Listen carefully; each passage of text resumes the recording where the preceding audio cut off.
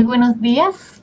Mi nombre es Astrid Chudek, soy socia del área legal y tributaria de PwC Chile y a nombre de la firma les doy una cordial bienvenida y agradecemos mucho su interés por acompañarnos el día de hoy.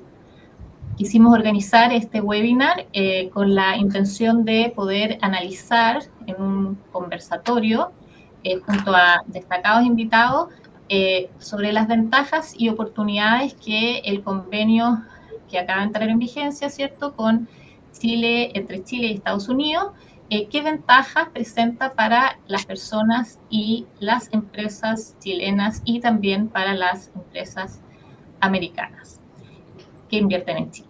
Tenemos la suerte de contar con nuestro socio de la oficina de PwC Nueva York, experto en tributación internacional, Máximo Luis Vargas, que lo vamos a llamar todo el rato Lucho, porque así lo conocemos. Él es abogado de la Pontificia Universidad Católica del Perú y, como les comenté, actualmente se desempeña como socio de International Tax de PwC Nueva York. Y contamos también con la participación de Sandra Benedetto, ella es socia de Tax y Legal de PwC Chile, es abogada de la Universidad de Chile, magíster en Derecho y certificado en Tributación Internacional de la Universidad de Harvard, programa de alta dirección de empresas de esa Universidad de los Andes, profesora de Tributación Internacional en diversos posgrados y destaco que además formó parte del equipo que negoció el convenio entre Chile y Estados Unidos, ya que Sandra trabajó anteriormente en el Servicio de Impuestos Internos. Así que agradecemos mucho su valiosa participación también. Vamos a comenzar con una introducción respecto a la historia del convenio. Sandra, te doy el pase para que nos cuentes un poco, dado tu involucramiento y qué temas se plantean respecto a este convenio, ¿cierto?, que se firmó hace mucho tiempo, ya para que nos cuentes un poquito de eso. Bueno, perfecto. No sé si me escuchan bien. Primero, muchísimas gracias a Astrid por la introducción. Bueno, para mí también es un placer, digamos, compartir. Nosotros trabajamos juntas y además, bueno, también tú en tu calidad de profesora de la Universidad de Chile y socia también, digamos, hemos discutido estos temas muchas veces. Ahora, bueno, me gustaría poder decir que participé, digamos, en las negociaciones iniciales de este convenio y que me contrataron al servicio cuando era adolescente. Lástima que no, porque eso fue hace mucho tiempo. Pero bueno, efectivamente, si quieres, vamos a avanzar un poquito. ¿Por qué un poco creemos que es importante el tema de la historia? Bueno, primero es importante porque efectivamente este es un convenio que llevó mucho tiempo, digamos, primero su negociación, finalmente cuando se firmó su ratificación y posteriormente su entrada en vigencia. Llevó mucho tiempo, ¿ya? Y obviamente era muy esperado tanto por inversionistas chilenos en Estados Unidos como al revés. Pero tal vez el punto que a mí me gustaría plantear acá es que creo, digamos, que desde el punto de vista de la tributación internacional, el contexto en el cual se negoció y se firmó, digamos, el convenio, ¿ya? Y vamos a revisar la fecha ahora, es bastante distinto a el mundo, digamos, de la tributación internacional que existe hoy día. Entonces, si bien vamos a tener bastantes elementos que nos van a ayudar a interpretar y aplicar el convenio, yo creo que esta diferencia temporal o este transcurso del tiempo nos va a imponer a nosotros bastantes dificultades desde el punto de vista interpretativo y también en la aplicación. Y creo que esa es una luz de alerta que uno debería, en el fondo, tener presente. Efectivamente, el convenio se empezó a negociar en el año 99, digamos, por los equipos técnicos de ambos estados, de ambos estados. Se terminó firmando, digamos, el 2010. Es decir, como les decía antes, fue una negociación bastante larga, primero desde el punto de vista técnico. Segundo, digamos, la ratificación se efectuó el 2015, ante, digamos, el Congreso chileno, quedando pendiente la ratificación por parte del Congreso americano, ¿ya? Lo que demoró, bueno, ya sabemos todo el tiempo. Y es interesante lo que pasa después, o sea, lo que pasa entre medio, porque tal vez uno de los hitos más importantes también en el contexto de la tributación internacional fue precisamente el proyecto BEPS, que trajo importantes cambios y que de alguna manera cambió, digamos, el paradigma en ciertos temas relevantes y particularmente lo que tiene que ver con los convenios, como ustedes saben, con lo que es el tema del MLI. Chile, de hecho, efectivamente suscribe el MLI y no solamente lo suscribe, sino que también incluye dentro de sus convenios cubiertos a Estados Unidos. ¿Ya? Sabemos que eso no es suficiente porque en definitiva se requiere un match por parte del otro país. Y en ese sentido, Estados Unidos tiene una posición distinta porque Estados Unidos no suscribe el MLI y por lo tanto ahí, digamos, va a haber, hay no quiero decir que hay una diferencia desde el punto de vista de la aplicación de las normas del MLI, porque en la medida que no exista efectivamente este match, eso no va a ocurrir. Pero sí me parece interesante desde el punto de vista nuevamente interpretativo y desde el punto de vista del contexto. Recordarles también que, por ejemplo, en el caso de Estados Unidos, los convenios de Estados Unidos son también distintos. De hecho, Estados Unidos tiene un propio modelo, digamos, de convenio que ha sido ha tenido modificaciones, ha tenido, digamos, modificaciones importantes en el 2016, el modelo siguiente, o sea, perdón, el 2006 y luego, digamos, el 2016, eh, que es distinto, porque en el caso, por ejemplo, de Chile, nosotros podríamos sostener que Chile también tiene un modelo, en el sentido de que si ustedes se fijan y miran, digamos, los convenios de Chile son bastante consistentes.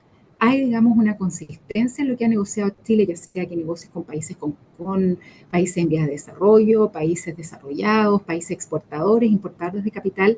Chile ha sido bastante consistente, pero nosotros no tenemos un modelo de convenio publicado y tampoco tenemos, digamos, una interpretación similar a lo que tiene Estados Unidos, que tiene, digamos, las technical explanation como una guía justamente, digamos, para facilitar la interpretación y la aplicación del convenio.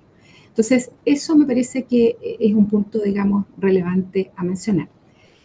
También es importante comentar, en términos generales, que el convenio que nosotros tenemos, digamos, con Estados Unidos, en este mismo contexto, no tiene, digamos, el preámbulo, que ha recogido, por ejemplo, el MLI, y tiene, digamos, una norma de control un poco distinta, porque, por un lado, no existe tampoco una PPT, ¿ya? No tiene, digamos, un Principal Purpose Test, y, y sí contempla, digamos, una norma más bien de control, podríamos decir, más bien objetiva, que es la LOB.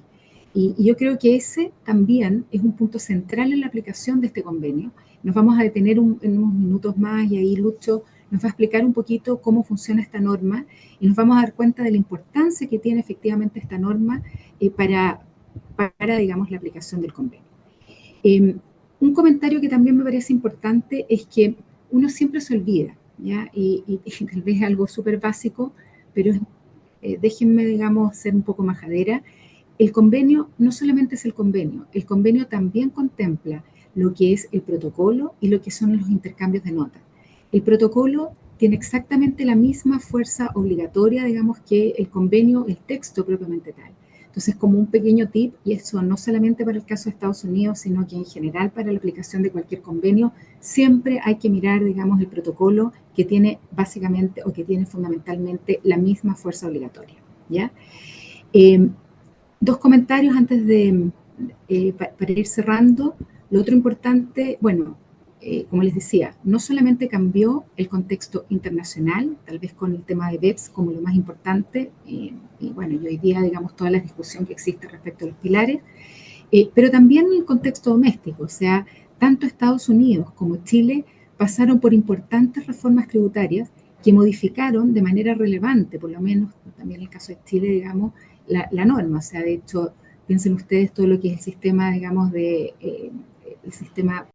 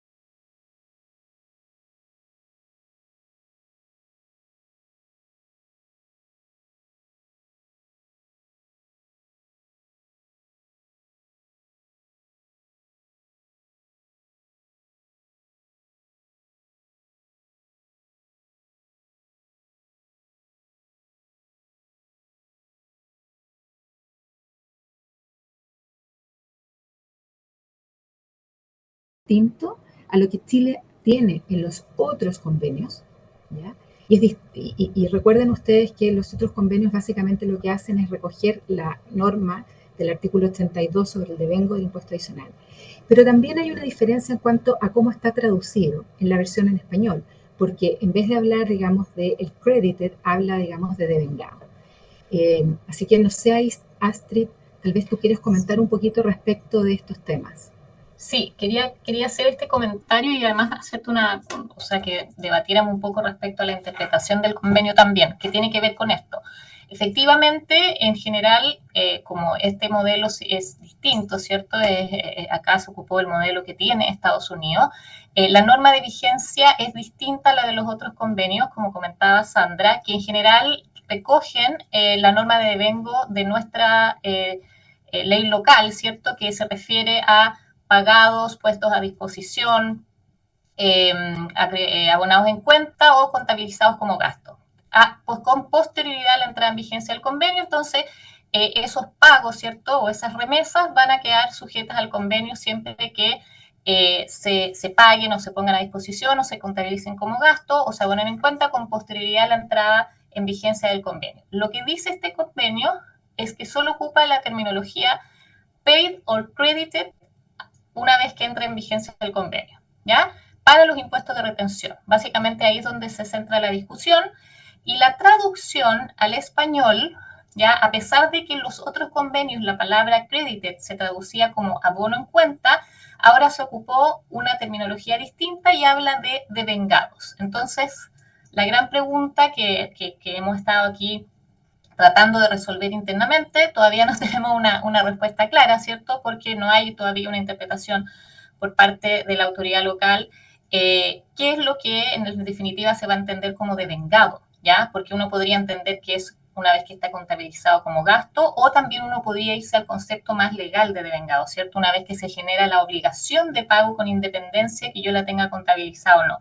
Y eso va a ser súper importante porque respecto de los impuestos de retención, particularmente el impuesto adicional chileno, el convenio entra en vigencia el 1 de febrero y vamos a seguramente tener ahí que dilucidar varios casos de cómo vamos a aplicar el convenio respecto de pagos, digamos, o de situaciones en que el impuesto o el deber de pagar más que el impuesto se devengó antes del 1 de enero de 2024, ¿ya? Y el tema es que este convenio ya está en su versión inglés y en español y no hay ninguna que necesariamente prime sobre la otra o no está resuelto eso, ¿ya? Entonces va a ser bien interesante ahí cómo vamos a ir resolviendo la entrada en vigencia. Y a propósito también esto de la interpretación, nosotros habíamos estado debatiendo, me gustaría también ahí, Sandra, yo tengo mi postura no definitiva, ¿cierto? Pero respecto a cómo se va a interpretar este convenio. Los otros convenios, como explicaba Sandra, en general nosotros seguimos el modelo de la OCDE y ahí están los comentarios, ¿cierto?, al modelo.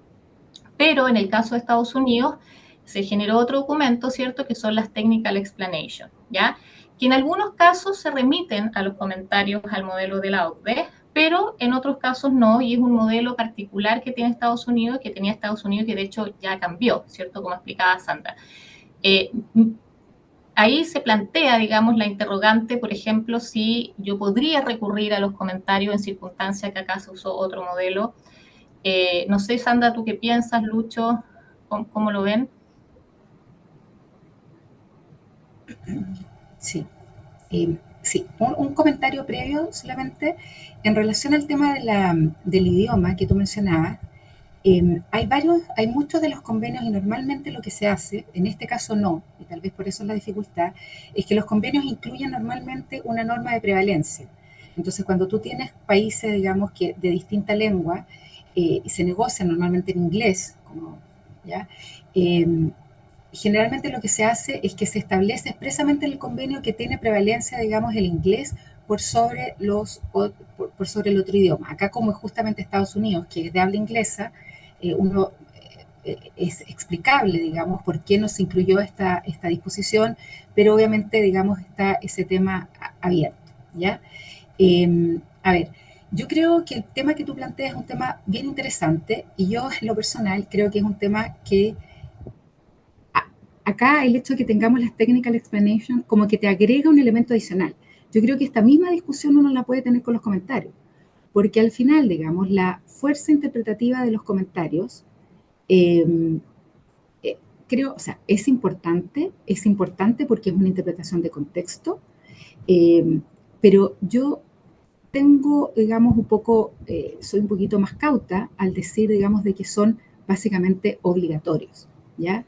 Eh, Creo que son más bien un elemento de interpretación que te permite, digamos, establecer el contexto, una guía de alguna manera, pero el carácter, digamos, obligatorio, yo creo que soy un poco más cauta, digamos, en ese sentido.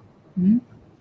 Sí, no es muy, gracias Ana, no es muy diferente en Estados Unidos. De hecho, cuando se usa un montón de otros documentos para interpretar el tratado, ¿no? El T, como le decimos acá, ¿no? La explicación técnica, technical explanation, es una guía, ¿no? Para interpretarlo, muestra la intención de las partes, pero ¿qué tanta fuerza tiene cuando se resuelve un caso? Depende mucho del contexto, ¿no? Por ejemplo, cuando la explicación técnica se emite, como le dice acá, joint, ¿no? Tanto por Estados Unidos como por el otro país que negoció, emite un documento conjunto, suele, ¿no? Enfatizo el suele, tener un poco más de fuerza que cuando simplemente es un documento emitido por el Departamento del Tesoro americano. ¿No? Por ejemplo, a veces se le ha dado algún tipo de importancia de interpretar el tratado también al debate que ocurre en el Senado, ¿no? Cuando está discutiéndose la aplicación del tratado. O sea, a lo que voy es un poco lo que decía Sandra, yo estoy de acuerdo, no, es una guía, como dicen acá, administrative guidance, ¿no? Guía administrativa, que sirve para dilucidar la intención de las partes, pero por sí solo, ¿no? No es el único documento que se suele considerar para interpretar un tratado, ¿no? Hay que mirarlo en un contexto con muchas cosas más. Gracias. Ahí vamos a ver cómo se va aplicando este convenio a lo largo de los años, cómo va a ser eso. Pasemos a la otra slide para ir avanzando. Preparamos un resumen, básicamente, de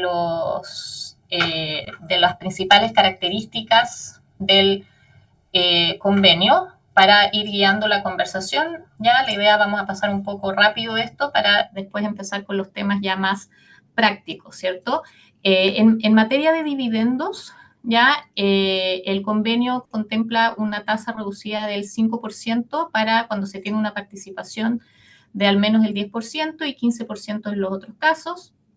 Ya para el caso de los fondos de pensiones se establece una tasa del 0%. De hecho, este convenio tuvo la intención, ¿cierto?, de dejar exentos las inversiones que realizan los fondos de pensiones. Vamos a ver eso también en las ganancias de capital. Y por supuesto que tenemos la cláusula Chile, ¿cierto?, que Chile en sus remesas de dividendos hacia el exterior no reduce la tributación dado que tenemos un sistema integrado y eso tiene dos condiciones en este convenio. Una condición es que efectivamente para que Chile no reduzca su tributación tiene que mantener este sistema integrado y además no puede elevar la tasa del impuesto adicional. Ya esa es una pequeña particularidad que tiene este convenio en comparación con otros. En el caso de los intereses hay una tasa, la tasa va a ser de 15% los 5 primeros años y después va a bajar a 10. El convenio con Estados Unidos no tiene una cláusula de nación más favorecida, pero sí tiene la posibilidad de que las partes acuerden a través de una modificación básicamente al protocolo la rebaja de los intereses en caso que Chile acuerde una tasa más baja que la que tiene con Estados Unidos. ¿Ya? Y eso también tiene una particularidad. Hay una tasa también rebajada del 4%, ¿cierto?, para el caso de bancos e instituciones financieras que están definidas en el convenio, ¿ya? Y eso respecto básicamente a los intereses. En materia de regalías, ya tiene en general una tasa reducida del 10% y un 2%, sí, si no me equivoco, sí, un 2% para el caso de arrendamiento de equipos industriales o científicos, ¿ya? Mencionarles que a diferencia de algunos convenios que tiene Chile, la asistencia técnica no está dentro de la definición de regalías, ¿ya? Y eso significa que la asistencia técnica, que hoy día tiene una tasa local, las remesas por asistencia técnica tienen una tasa del 15%, ¿cierto? Ahora quedarían cubiertas por la norma de beneficios empresariales y eso significa que la remesa no tendría retención, ya sería una retención del 0%. Vamos a hablar más adelante de eso, pero vamos a tener que ver ahí, por supuesto, los temas de IVA, ya dado que esta va a aplicar, digamos, esta tasa del 0%. ¿Ok? Y la otra particularidad que tiene este convenio es que la transferencia de propiedad intelectual, industrial, que es lo que con los conceptos que nosotros tenemos, también entra dentro del concepto de regalía, ¿ya? Y en respecto a las ganancias de capital, aquí vamos a hablar también con más detalle un poco respecto a esto cuando veamos los temas más prácticos. Las ganancias de capital, básicamente, hay una tasa de 16%, pero hay que cumplir ciertos requisitos. Ya esos requisitos para el convenio distingue entre acciones y derechos sociales. Eso también es particular de este convenio. En el caso de acciones, hay que tener una participación inferior al 50%, y en el caso de derechos sociales hay que tener una participación del 20% o menos, ¿ya? Pasando esos límites, ambos países pueden gravar de acuerdo a sus normas generales, ¿ya? Y la norma de ganancias de capital del convenio también tiene exenciones, ¿ya? O sea, tasa cero, para todo lo que tiene que ver con mercado de valores, por ejemplo, ganancias de capital de los que obtengan los fondos de pensiones, los inversionistas institucionales, y también, vamos a hablar más adelante de eso, pero acá hay una particularidad porque cuando se negoció este convenio, la enajenación de acciones con presencia bursátil, ¿ya? Recuerden siempre que hayan sido básicamente, o en términos muy resumidos, en las acciones adquiridas en bolsa y enajenadas en bolsa, tenían una exención, ¿cierto? Esta exención también está recogida en el convenio. Ahora nosotros el año pasado, recuerden, cambiamos esta norma y ahora tenemos un impuesto único del 10%, pero el convenio da tasa cero para estos casos, ¿ya? Y en el caso de otras rentas, hay una tributación básicamente compartida. Estas son las rentas que no califican en otra disposición específica del convenio, ¿ya? Nosotros nos concentramos en estas disposiciones que son las más de más aplicación práctica y dentro de las más importantes del convenio. Podemos avanzar. Nosotros lo que vamos a hacer ahora, básicamente le doy el pase a Lucho para que nos cuente un poquito de cómo aplica este convenio y en particular de cómo aplica la norma de limitación de beneficios, la llamada LOB. Gracias, Astrid. Ahora vamos a pasar, acá nos podemos quedar 80 horas o 5 minutos, ¿no? Se puede hacer esto de varias formas. Es bastante, un poquito más complicado de lo que parece. Eso creo que es el mensaje con el que quisiera empezar y con el que vamos a terminar también. La aplicación del convenio, o sea, ¿a quién se le aplica? Ya vamos a pasar primero por el requisito básico, ¿ya? O sea, yo para que una persona pueda aplicar el convenio, ¿ya? Por ejemplo, para que una persona chilena, cuando tenga ingresos de fuente americana, pueda tener una tasa preferencial, tiene que ser primero un residente del país. ¿Ok? En mi ejemplo, si es una persona chilena, tiene que ser un residente bajo la ley fiscal chilena, ¿no? Tiene que ser una persona que sea por su domicilio, por su residencia, ¿no? Por su lugar de incorporación, si es una empresa, por ejemplo, por su lugar de manejo efectivo, si es el criterio en Chile, no 50 también como criterio en Chile, tiene que ser sujeto a tributación. Ese es el primer requisito básico, ¿no? Ese salvo los casos en los que esa persona es transparente, que ya hemos estado viendo algunos, ¿no? En el caso de Chile también, es un test que es más o menos fácil, ¿ya? Y la consecuencia ahí es bastante simple. Si no eres residente de Chile o de Estados Unidos, ¿no? Como indica ahí este cuadro, ¿no? La respuesta es el convenio no te aplica, ¿no? Así de simple, ¿no? Eso suena bastante obvio, pero bueno, vale la pena empezar por ahí porque por ahí inicia el análisis. Ahora, digamos que eres residente, y acá viene la parte clave, ¿ya? Si eres residente, si una cosa debe quedar clara de este slide es que no basta con esa residencia. Y ahí esto es diferente. Cuando ustedes miran otros tratados a nivel global, muchas veces se queda ahí la cosa. Ahora con el MLI también hay un test a veces de principal purpose, cosas así, pero no se te pide mucho más. Ya, los tratados americanos, en este momento ya son casi todos, ¿no? Salvo una excepción por ahí, ¿no? Tienen además una cláusula que se llama de Limitation on Benefits, que suele ser, bueno, en este caso es el artículo 24, está por ahí generalmente, ¿no? El 24, que lo que te dice es, oye, ok, tú eres residente, pero para que yo te dé los beneficios del tratado, y esto aplica a casi todos los beneficios del tratado, tienes que ser lo que se llama un qualified person, una persona calificada, ¿ya? Y para eso, esta cláusula LOB, te da una serie de tests. No quiero ser dramático y decir, no, va a ser excesivamente difícil calificar bajo el LOB, porque no es cierto. O sea, en general hay muchos casos que son muy obvios, ¿no? Y que uno va a calificar. Pero por otro lado, sí hay que ser cautos porque hay que mirar test por test. Hay una serie de tests, tienes que cumplir alguno, y no todos son tan fáciles de cumplir como uno pensaría. En la práctica, de hecho, vemos constantemente casos en los que esto no ocurre, ¿ya?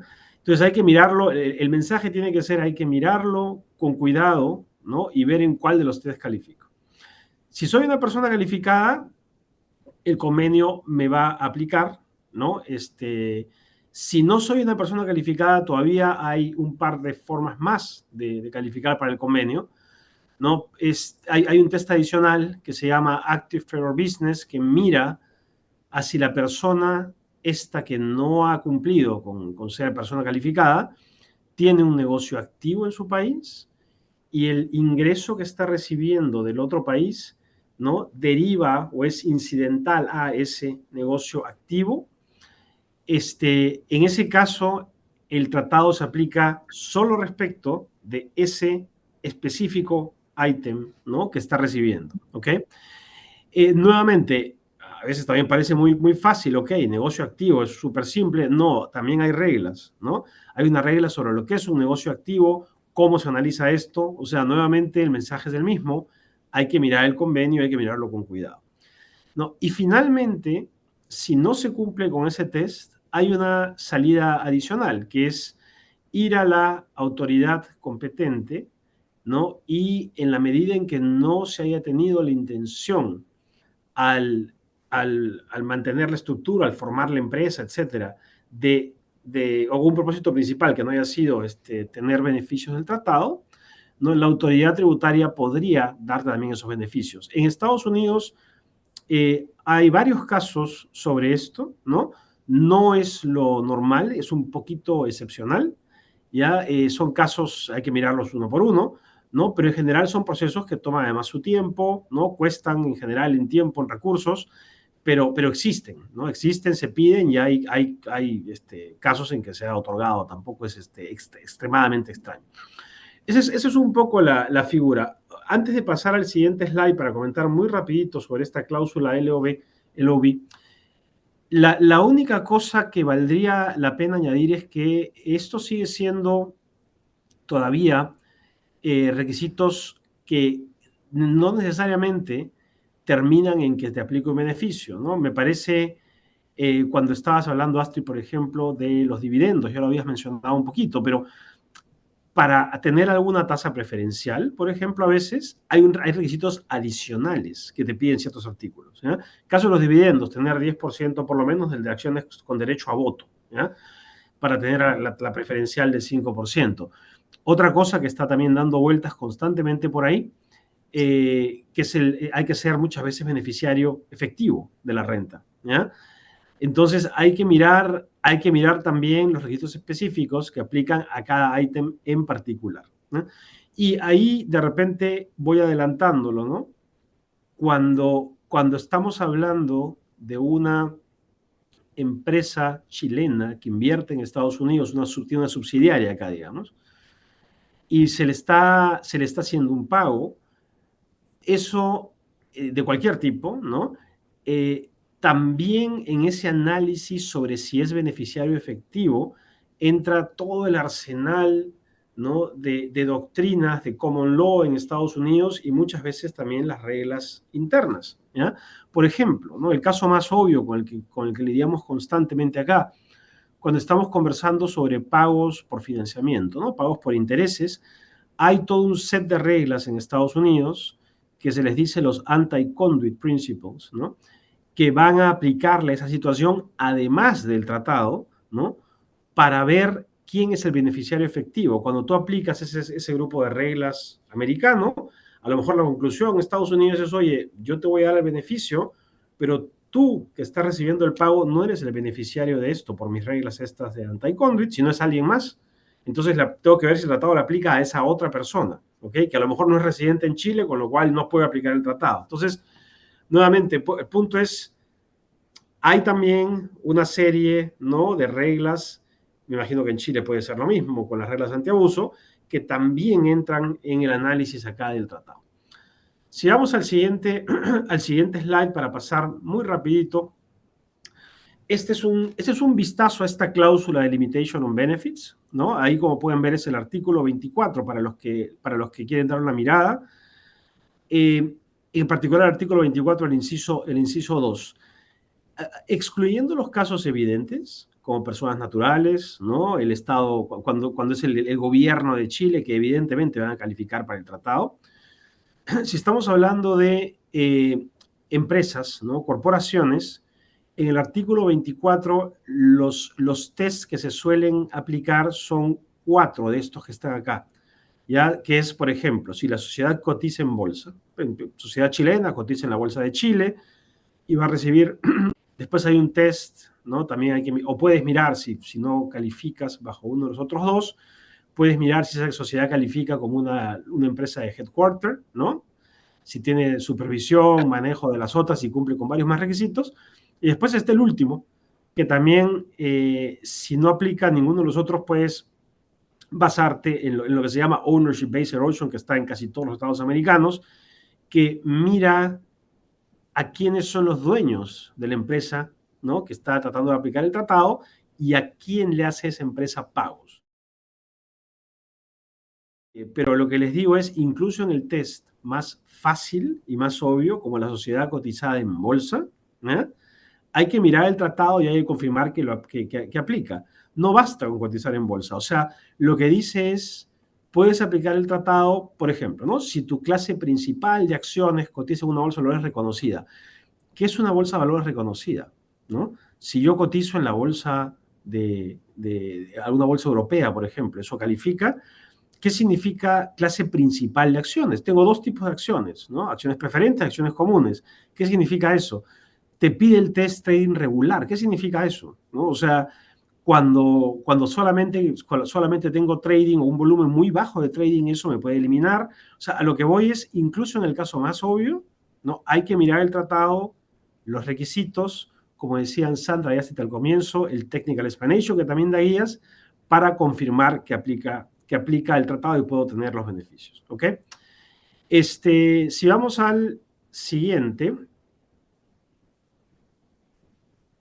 Perdón, ahí te lo paso de vuelta, Sandra. Sí, oye, Lucho, muchas gracias por explicar de manera tan simple una norma tan compleja. Solo a modo de resumen, entonces, hay que mirar esta cláusula de limitación de beneficios, que es bien compleja y bien particular de este convenio. Nosotros también tenemos una norma así de compleja en nuestro convenio con Holanda, ya, pero que no son exactamente iguales. Entonces, efectivamente, este es un análisis que hay que hacer, aparte de los requisitos específicos que exigen ciertas disposiciones del convenio, por ejemplo, ser el beneficiario efectivo, que es un concepto distinto a esta cláusula de limitación de beneficio. Agregar solamente, incluso también hay algunas normas que exigen que la residencia del pagador en el otro estado contratante también, y efectivamente hay que ir mirando disposición por disposición. Te agradezco también que comentes cómo esto ha sido la práctica, la excepción que contempla cuando tú no calificas para este test. Hay una posibilidad de pedirle a la autoridad competente tributaria que nos dé esa excepción. Estados Unidos tiene obviamente mucha más experiencia en eso que Chile, que realmente por eso tenemos estas dos cláusulas particulares con Holanda y Estados Unidos. Habría que ver ahí cómo también se va a ir desarrollando eso. La idea ahora es comentar un poco, separar lo que vamos a ver ahora, estas ventajas que tiene el convenio y algunas precisiones también que hay que tener en cuenta desde el punto de vista chileno y americano. Podemos pasar a la otra slide. Vamos a partir con lo que es básicamente inbound, que le llamamos nosotros. O sea, tenemos una empresa que está en Estados Unidos que tiene una subsidiaria en Chile, que invierte en Chile. El beneficio, creo, más obvio, y le doy paso a Sandra un poco para explicarlo, es esta posibilidad de obtener el 100% del crédito por impuesto de primera categoría contra el impuesto adicional aplicable a los dividendos, ¿cierto? Sí, muchas gracias, Astrid. Sí, es curioso porque, como tú dijiste, lo que acabas de decir, dijiste, bueno, tal vez el beneficio, el que es más obvio, digamos, que da el convenio es esta posibilidad, pero la verdad es que ahí finalmente el beneficio está establecido en la norma doméstica y es el convenio lo que nos permite acceder, digamos, a este beneficio que está en la norma doméstica, ¿cierto? Y eso también da cuenta de uno de los cambios que ha ocurrido en este periodo. O sea, efectivamente, nuestro sistema tributario cambió. A contar ya, digamos, del 1 de enero de 2017, ustedes saben que se establece este deber de restitución del 35% sobre el crédito de impuesto, o sea, sobre, digamos, el crédito por el impuesto de primera categoría, lo que disminuye, digamos, el crédito disponible y por lo tanto aumenta la tasa efectiva para todos aquellos inversionistas extranjeros, salvo para aquellos que sean contribuyentes. Ya es interesante porque la misma norma establece que sean contribuyentes del impuesto adicional residentes en países con los cuales Chile tenga un convenio de doble tributación vigente y del que sean beneficiarios. Entonces, básicamente, de manera un poco indirecta, pero claramente a raíz, digamos, de la entrada en vigencia del convenio, es la posibilidad, digamos, de aquellos inversionistas extranjeros que están haciendo negocios en Chile que cumplan estas condiciones, ¿ya? Van a poder acceder, digamos, a este beneficio de tener un crédito íntegro, digamos, por el impuesto de primera categoría que haya sido pagado. Acá también es importante recordar brevemente, tener presente dos cositas. Recuerden ustedes que como este convenio estuvo tanto tiempo así, hubo, digamos, un artículo transitorio especial que hizo aplicable este beneficio también para aquellos convenios que estaban suscritos, que no habían entrado en vigencia. El convenio de Estados Unidos demoró tanto, que finalmente en el año 2020 también se tuvo que extender nuevamente y se extendió hasta el 2026. Así que por lo menos lo bueno es que no tuvimos que llegar hasta el 2026 y que hoy día tenemos convenios, así que eso nos cambia. Y lo último, mencionarles, como ya también Astrid había adelantado, es muy importante mirar también siempre el protocolo, está en el número 12, que es básicamente la cláusula Chile. O sea, el beneficio no viene dado por una disminución del impuesto adicional directamente, sino más bien, como les decía, por esta referencia a la norma doméstica. Y el protocolo, digamos, del 12, que recoge la cláusula Chile en versión Estados Unidos, establece efectivamente que el convenio no limita la aplicación del impuesto en la medida que el impuesto de primera categoría sea totalmente deducible. Es interesante también las palabras que utiliza, totalmente deducible, y también, como también había adelantado Astrid, si el impuesto adicional supera el 35%, ahí, digamos, se van a aplicar automáticamente los límites. Entonces, eso es importante porque una de las discusiones que siempre se plantea es, bueno, ¿qué pasa si es que eso no se cumple? ¿Ya? Si es que efectivamente, en este caso, por ejemplo, no se es totalmente deducible o no es un sistema totalmente integrado o el 35%, por ejemplo, se supera, que es el impuesto adicional conforme a la norma doméstica. Y en este caso, lo que hace, digamos, el convenio es que lo remite efectivamente a los límites que están contenidos en el artículo 10. Entonces, si bien los límites a los dividendos, a las retenciones sobre los dividendos del artículo 10 no se aplican, ya porque tenemos la cláusula Chile, si eventualmente no cumplimos con los términos de la cláusula Chile y no se cumplen estas condiciones, se remite nuevamente, digamos, a la aplicación de estos límites, ¿ya? Perfecto. Lucho, ¿qué del punto de vista americano para esta situación, matriz en Estados Unidos, subsidiaria en Chile, qué aspectos destacarías, dado también, bueno, la complejidad del sistema tributario americano? Esa es la idea de que estés acá, porque es un sistema muy complejo. Sí, ahí Astrid, evidentemente, a ver, Chile ha entrado a un círculo bien exclusivo en Latinoamérica de países que tienen tratados con Estados Unidos, ¿no? Solamente son básicamente México y Venezuela, ¿no? Además de Chile ahora. Entonces, sí es bueno para un inversionista americano, es una muy buena noticia tener un tratado con Chile, es un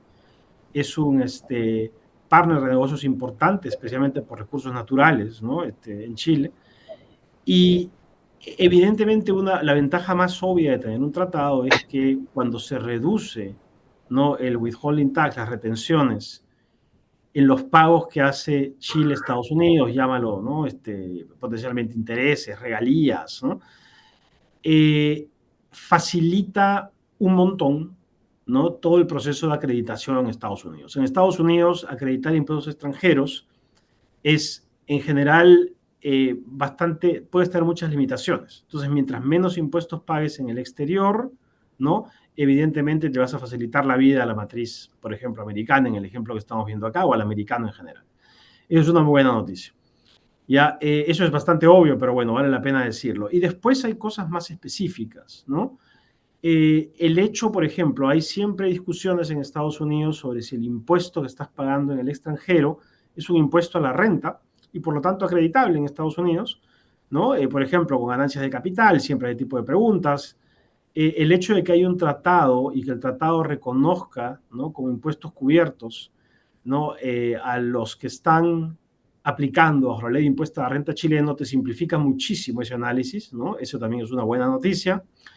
No, hay a veces también otro punto importante, ¿no?, discusiones sobre la fuente de la renta, cuando el impuesto que aplica Chile es a veces, ¿no?, en algunos casos, renta de fuente americana para la ley americana.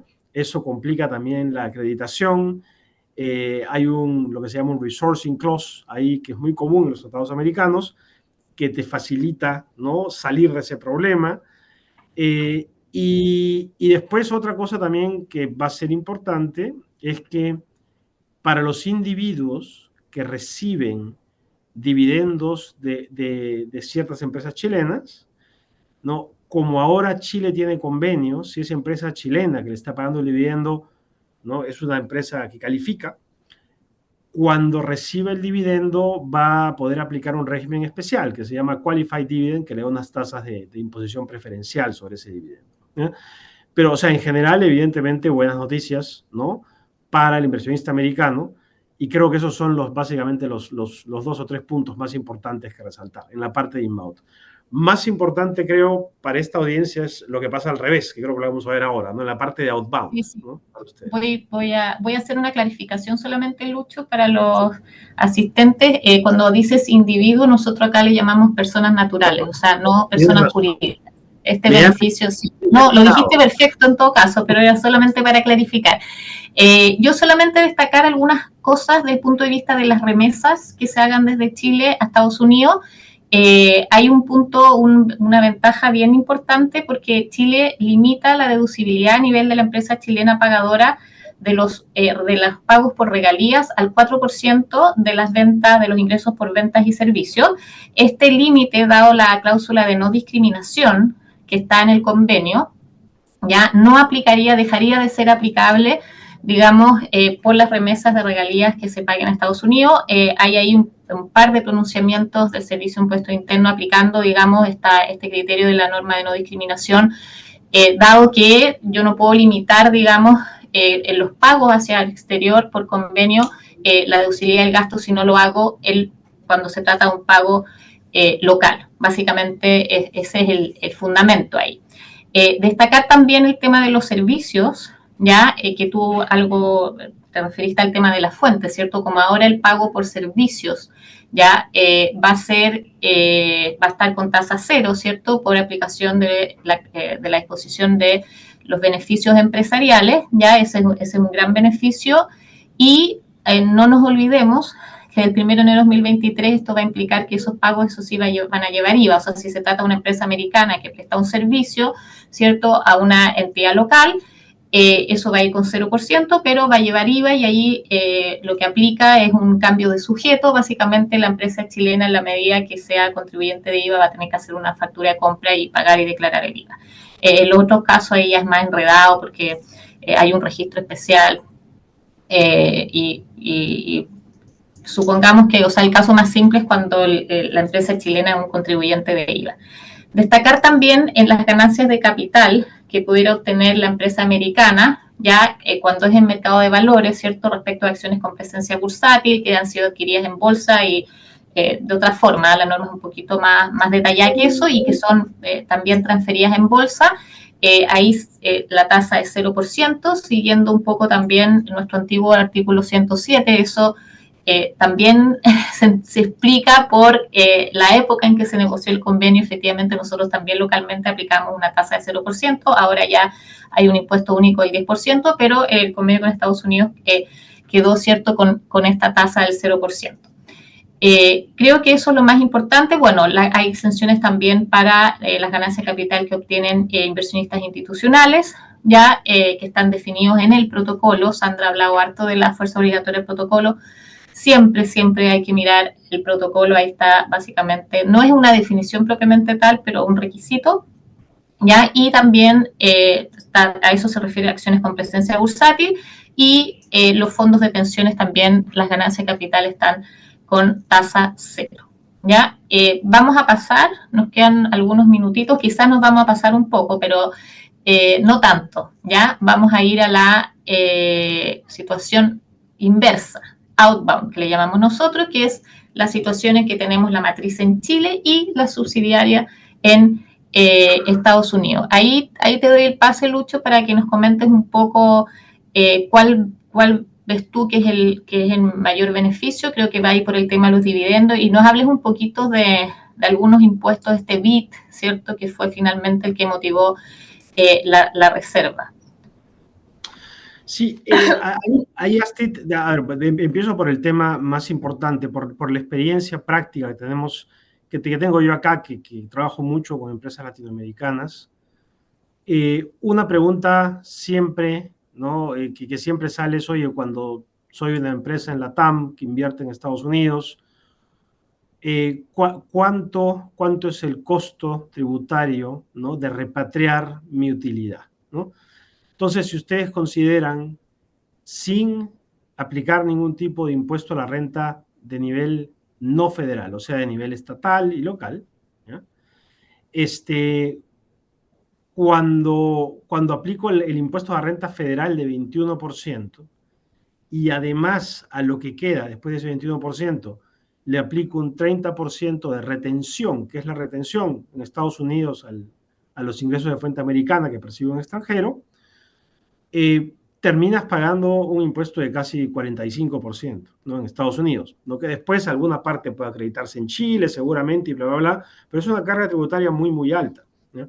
Entonces, a mí, te digo, desde el punto de vista práctico, ¿no?, de repente la norma principal acá es la que permite reducir ese dividendo, ¿no?, esa retención al dividendo, perdón, ¿no?, a potencialmente 5% y en general a 15%. Ese creo que sería el tema que yo resaltaría acá. Eso es uno, la parte outbound, la parte más importante. Yendo a lo que comentaba Astrid también, ¿no?, hay un sistema, ¿no?, un impuesto, ¿no?, que se llama Base Erosion Anti-Abuse Tax, el conocido como BEAT, en Estados Unidos. Este impuesto de BEAT lo que hace en términos muy simples es poner un gravamen adicional que aplica sobre pagos que le hace una entidad americana, ¿no?, a una parte relacionada en el exterior, ¿no? Si el tratado no tuviese ningún tipo de reserva, ese BIT el cobro de ese BIT podría cuestionarse. Entonces, Estados Unidos ha hecho una reserva, ¿no? Estados Unidos tiene dos reservas al tratado, una de ellas es la de BIT, en la que básicamente lo que está diciendo es, oye, el tratado que tenemos, este nuevo que hemos firmado, no va a impactar en lo absoluto, ¿no?, mi habilidad para cobrar el bit. ¿Ok? Eso también es un tema importante, que es lo que decías, Astrid, ¿no? Y en general, vuelvo a un punto que había mencionado antes para los que están invirtiendo en Estados Unidos, ¿no? Acuérdense, el sistema americano es complicado, ¿no? Hay una serie de provisiones, artículos del Internal Revenue Code y regulations que aplican para a veces recaracterizar cosas, ¿no?, que no terminan siendo lo que uno pensaría. A lo mejor algo se convierte en un dividendo cuando la transacción no es evidentemente un dividendo y cosas así. Entonces, siempre hay que mirar la ley americana local al tratar de calificar, no solamente es el tratado y el LOB. Ya creo que ese es mi resumen más básico y general para la parte de outbound. Y ahora podemos conversar un poquito más en detalle de lo que quieras ahí, Astrid. Sí, Lucho, algo que para que no se nos quede fuera, que creo que es importante mencionar, que el convenio cubre los impuestos federales, pero no los estatales, ¿cierto? Eso es correcto y es un buen punto. Sí, el convenio cumple los impuestos federales y no los estatales. Ya, lo que ocurre en la práctica es que algunos estados deciden también seguir lo que dice el convenio y otros estados no. Eso depende de cada estado, ¿ya? Y eso es un excelente punto, hay que mirarlo, porque, por ejemplo, otra pregunta muy común que recibimos es: oye, soy una empresa chilena y tengo a un personal que está yendo para allá, Estados Unidos, ¿no?, constantemente. Eso constituye lo que ustedes llamarían un EP, acá se llama Trade or Business, para efectos federales. Con un convenio ese análisis suele ser más amigable para el contribuyente, ¿no? Pero después que termino con el análisis federal, tengo que hacerme la pregunta: oye, pero además, ¿en qué estados estoy? ¿No? Porque a lo mejor Nueva Jersey no sigue lo que dice el convenio, simplemente decidió no aplicarlo y tiene su regla propia, y por otro lado, Alaska tiene otra regla diferente. Ya, pero es un punto efectivamente importante, así estoy de acuerdo, hay que mirarlo también, ¿no? Perfecto. Sandra, a propósito de una consulta que está haciendo Gonzalo Maiza respecto a los impuestos pagados en Estados Unidos, ¿qué beneficio también tenemos respecto de eso ahora que está el convenio? Sí. Sí. Solamente un pequeñito comentario antes, Astrid, en relación a lo que estaba diciendo Lucho, y ahí, Lucho, tú me corriges si estoy equivocada, pero yo creo que también Estados Unidos tiene otra particularidad, digamos, que es el valor que le da a los convenios. Y creo que, a diferencia de la mayoría de los otros países, que al final siempre como que podemos discutir, pero en general, digamos, también hay incumplimiento internacional y le da un cierto rango superior, ya sea constitucional o no, qué sé yo, pero también, digamos, hay un cumplimiento internacional. Creo que lo que dificulta también siempre la aplicación de los convenios con Estados Unidos es el fenómeno que tienen como este treaty override que ocurre en Estados Unidos. Entonces creo que ese es un punto además para tener en consideración. En relación a la consulta, bueno, como ya decía Lucho, efectivamente el primer beneficio van a ser poder acceder efectivamente a unas tasas reducidas en Estados Unidos, ¿ya? Lo que ocurre finalmente en Chile es que esa renta va a estar afecta a impuesto en Chile. Vamos a tener en Chile derecho a crédito. Hoy día los créditos que se dan por los impuestos pagados en el extranjero están todos regulados en el artículo 41A y siguientes. Recuerden ustedes que hace un tiempo se hacía una distinción entre aquellos países con convenio y aquellos países sin convenio. Hoy día eso ya no está. Pero lo que sigue siendo relevante es que cuando no existe un convenio para evitar la doble tributación, solamente procede, digamos, el crédito respecto de aquellas rentas que están expresamente mencionadas en la ley digamos, en la ley de la renta. Cuando nosotros tenemos un convenio, como sería el caso ahora con Estados Unidos, el convenio vigente, lo que cambia, lo que es relevante para estos efectos, es que vamos a tener derecho a crédito respecto de todos los tipos de renta, ¿ya? Entonces, y eso es particularmente importante, por ejemplo, en el caso de los intereses y en el caso de las ganancias de capital, ¿ya? En cuanto a los límites, básicamente es lo mismo, hoy día es lo mismo con convenio sin convenio, tenemos hasta un 35%, crédito, no solamente el crédito directo, sino que también crédito indirecto y en ciertas condiciones incluso súper indirecto, ¿cierto?, en la medida que se cumpla, y obviamente operan los topes individuales y topes globales para calcular. Pero es importante fundamentalmente el tipo de renta, porque siempre vamos a tener derecho, a lo menos conceptualmente, ya, porque les digo, después hay que hacer los cálculos y ver si efectivamente procede, digamos, estos créditos por el impuesto que ha sido pagado en Estados Unidos. Ha habido discusión también respecto a qué pasa con los impuestos a niveles estatales, si eso tiene o no tiene derecho a crédito. Por eso es que yo creo que se abre un mundo de discusiones interesantes que vamos a tener que ir resolviendo. Gracias, Sandra. Nos vamos a exceder un poquito nomás porque queríamos hablar de muchas más cosas, pero creo que hay dos temas importantes pendientes y contestar un par de preguntas que están haciendo acá. Uno es el tema de las entidades transparentes, Lucho. No sé si eso está expresamente regulado en el convenio, si nos puedes explicar un poquito de eso. Sí, correcto. El convenio tiene en el protocolo, ¿no? Una regulación sobre entidades transparentes, ¿no? Ahí lo que hay que hacer a grandes rasgos, cuando la entidad es transparente en Estados Unidos o en Chile, ¿no? En el caso de ciertos fondos, por ejemplo, lo que tienes que ver es si las personas que están detrás de esa entidad transparente también pueden calificar para el convenio. Ese es el concepto general. Ahora, el tema ahí, y es importante, desde el punto de vista americano por lo menos, es ver si la entidad realmente es transparente, ¿no? O sea, el concepto de transparencia en Estados Unidos tiene una serie de definiciones, requisitos, pero hay una importante, que es básicamente una entidad transparente, de la definición general, cuando recibe, ¿no? Lo que recibe, ingresos, deducciones que toma, se traspasan a los dueños, ¿ya? Entonces, si eso no es así, hay que verlo caso por caso. Pero sí, hay una cláusula de transparencia, ¿no? Perfecto. Y el otro tema súper importante es lo del intercambio de información. Sandra, no sé si ahí nos puedes explicar un poquito y Lucho comentar o cómo lo ves, si esto va a traer más intercambio de información o no. Cuéntanos un poquito de eso. Sí, a ver. Los convenios, normalmente uno se olvida, pero cuando uno habla del convenio, uno dice convenio para evitar la doble tributación. Pero también es cierto que el convenio tiene un nombre completo, que es convenio para evitar la doble tributación y prevenir, digamos, y evitar la evasión fiscal. Y claramente, digamos, la norma de intercambio de información tal vez es la norma más icónica en ese sentido, ¿ya? Eso es lo primero. Lo segundo también que me parece interesante mencionar es que, claro, nosotros podemos discutir respecto al si efectivamente es un residente calificado o no, si va a calificar para los beneficios y toda la explicación en detalle, digamos, y que nos va a poner bastante dificultad práctica para aplicar, digamos, la LOD, etcétera. Pero, por lo menos mi entendimiento, es que eso tiene que ver más bien con los beneficios del convenio, y eso no significa que el convenio no se vaya a aplicar respecto de esos contribuyentes, por ejemplo. Por lo tanto, este tipo de normas, que son como normas generales, como la de intercambio de información, sí igualmente va a proceder. Entonces, creo que eso es importante. Ahora,